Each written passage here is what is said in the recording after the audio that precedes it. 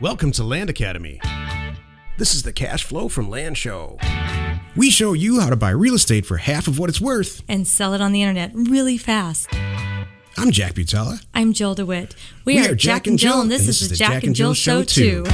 With over 15,000 completed transactions, we're the experts at acquiring property Of all kinds, not just land. for half price and flipping them for way more. All right, let's get this show started.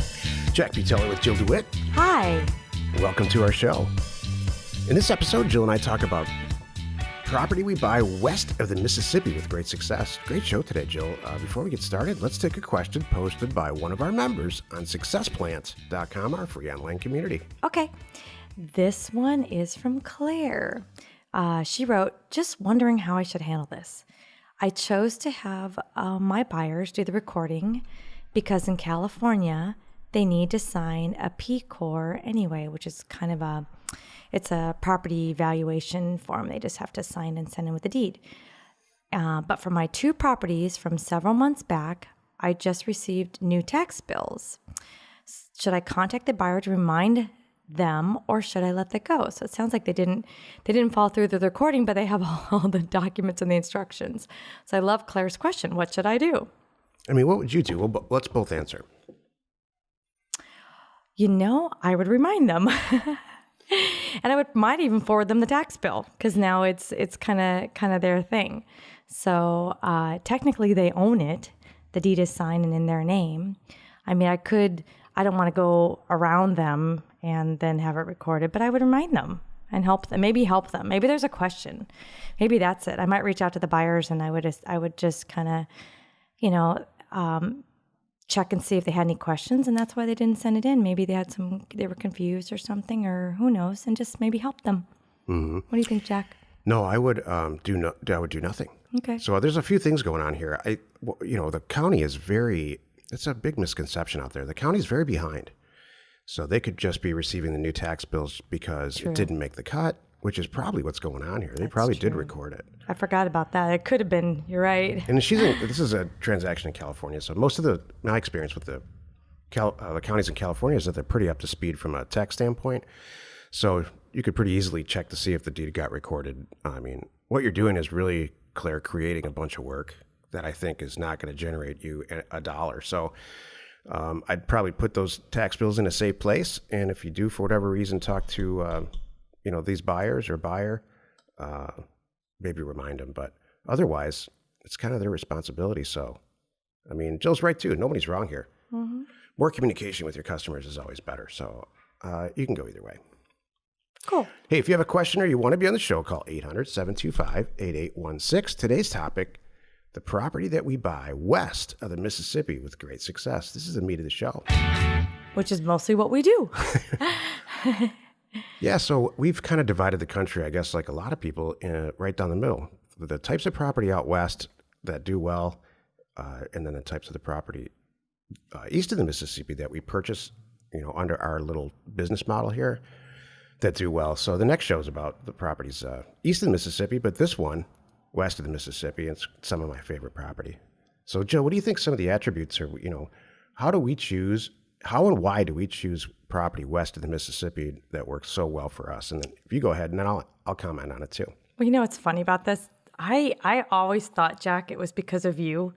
I really thought it because of where you grew up east of the Mississippi. It just was so enticing west of the Mississippi. I know it's kind of silly, but I looked at it like that. I always just kind of thought that's where you wanted to be. So that's kind of where you were focusing.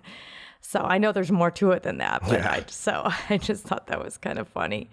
They both work really equally well, actually. Mm-hmm. So, and we'll talk about why. I personally have found that a lot of the Western states are more relaxed, if you will. It's just easy. In some states west of the Mississippi, it is easier to have a deed recorded than it is to have your car title transferred. So that's a huge attraction for me. It's just how easy it is. What are your thoughts? Well, I think they're completely different property types. I think out west, you can buy very large acreage, and it seems to sell very, very well. for $100 an acre. That's what we shoot for, and that's what we talk about with our members all the time. So we're trying. The short of it is we're trying to buy between 5 and 40 acres for $100 an acre. So between $500 and $4,000, believe it or not. And we buy a ton of property. We buy properties every week, if not every day. Back east, it's a lot harder. Buying 40 acres in Tennessee or Georgia or something like that's a little bit different. So, but what we focus on is west are the 4 A's. Acreage, the more the better. Access, got to have it. Attribute, like is it close to the Grand Canyon? Does it have mountain views? Things like that. Any type of attribute that sets it apart from just regular property is great. And then affordability, the cheaper the better. So it's just like you would think. There's a massive expanses of space, most of the parts of the west of the Mississippi, and it's a little bit more populated, the east. So the property type that people go for tends to be a little bit different. Mm-hmm. For you though, does the ease of the transferability factor in at all, or no? There's a few places around the country where Seth Williams just did a blog about this today, actually. Mm-hmm. I saw it. About states that you require an attorney to be involved. And I didn't know that I've been doing this for a long time. I didn't really believe or think that there are actually required states that require an attorney to complete the transaction, but I guess there are.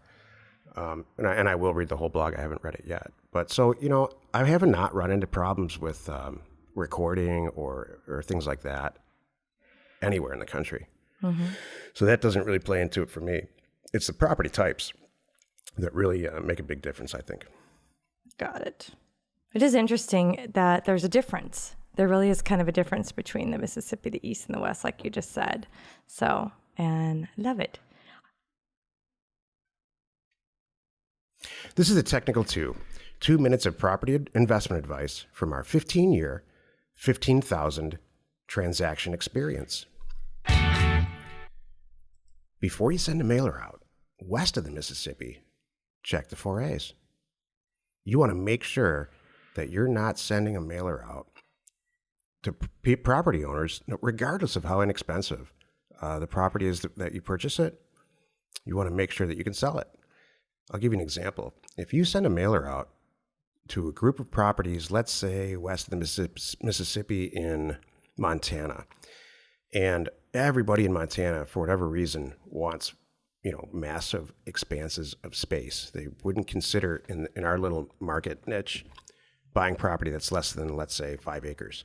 You really don't want to mail owners out quarter-acre properties. It's going to be tougher to sell unless there's some kind of attribute, like they're close to a river or they have deeded lake access or something like that. So you really want to read your market, west or east of the Mississippi, before you send a mailer out. Any comments, Jill? Great advice. If you have a question or you want to be on the show, call 800-725-8816. Jill, inspire us. Okay. This sounds simple, but so many people miss it. If you really want to get ahead in whatever you're doing, show up early and stay late. I mean, it's silly, but let's think about this, folks. Are you whatever you're doing, are you really showing you're interested and committed? Or are you walking in late and then you're leaving early and and just not having the right attitude? Whatever you're doing, you want to be there. And I mean, it sounds silly, but you want to get it done. Show up with a smile on your face, be there early, be ready to go, and kill it all day long. And I'll tell you, I've seen and tested this. It is a surefire way to get ahead. You may not even be the best at what you're doing, but if you're showing up with the right attitude and you show up early and stay late, and you're there jumping in to help with whatever it is, it will show. What do you think, Jack? I think that's a fantastic advice. You can see it right in Success Plan. All of our members make comments about what they're doing that day, what they're buying, what they're selling, and it's really, really evident who's excited and happy and showing up for it, and who's kind of like really allowing the tiny little things that may delay your success. You can see both sides of the fence. Who's real excited about solving problems and who's real, not so excited about it. So yeah, I think that's Fantastic advice. I think, like always, some of the most simple advice is the best. So well said. Thank you. We forget sometimes. It's kind of funny. You and I talk about things all the time. I see people doing things like you just said. In Success Plant, I'm like, where are they going with this? I kind of reel them back in and go, all right, everyone, let's be real simple here. Are we looking for problems and causing some stuff, or are we making this harder than we need to? Let's just make it real simple and like simple advice, simple little things are good little reminders. So, thank you, Jack. Join us in another episode where Jack and Jill discuss how to use information, that's me, and inspiration, that's me, to get just about anything you want. We use it every day to buy property for half of what it's worth and sell it immediately. You are not alone in your real estate ambition. It's an awesome topic, Jill. I brought these two topics up, the east of Mississippi and west of the Mississippi topics, because I'm getting a lot of questions lately about, does this work in New York? Does this work in North Carolina? And the answer is yes, yes, yes. It works with apartment buildings, by the way. Exactly. So, but what I think is because a lot of what we do is west, it tends to throw a lot of people off and say, well, it only works over there. It only works for large properties, that are very, very rural out west. Isn't that funny? So, never mind, it works for an apartment building in, Atlanta. Yeah. We're going to cover that. Dream it up. Cover that in the next show. Exactly. Information and inspiration to buy undervalued property. We are Jack and Jill, and this was the Cash Flow from Land Show. We are the experts at acquiring property Of all kinds, not just land. for half price just so we can flip it for way more. And really fast. Thanks for listening. Let's go buy some property. If you want to get involved or you need more information about our profitable, niche real estate operation, call 480-467-0359. You just might get Jill at the other end of the line. Landacademy.com. You are not alone in your real estate ambition.